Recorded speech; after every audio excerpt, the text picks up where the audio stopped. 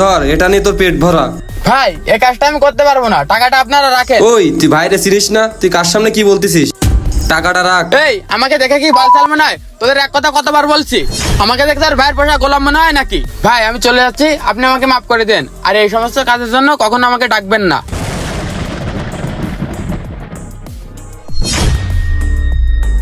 কিরে, তোরা যে প্রজেক্টটার বিষয়ে কথা বললাম, সে প্রজেক্টটার কি দেখি করেছিস?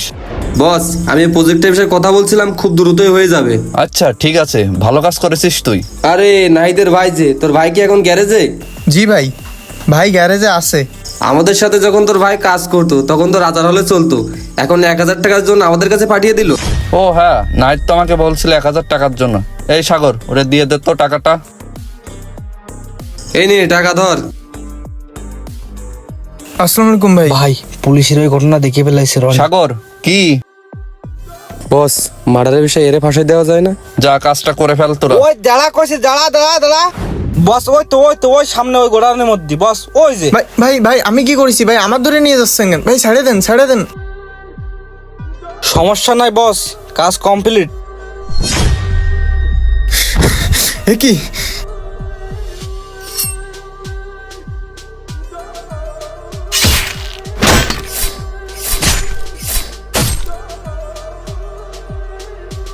এই সাগর, ক্রাইম রিপোর্টারের ফোন দে। কি দরকার ছিল মারার? নতুন চাকরি, কিছুদিন আগে বাবা হয়েছে, এত মাথা গরম করলে হবে? মাথা গরম, অল্প বয়স, কিছুদিন পরে ইলেকশন করবি, ভাবিরে বলবি কি মাথায় তেল দিয়ে দিতে। যা বাড়ি যেয়ে ঘুমাগে।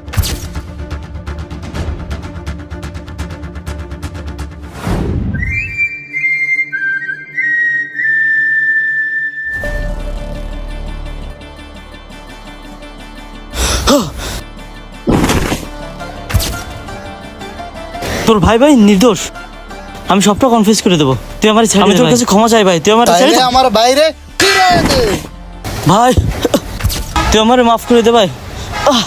তুই আমার আপন ভাই, তুই আমারে ক্ষমা করে দে ভাই। আপন ভাই রনি?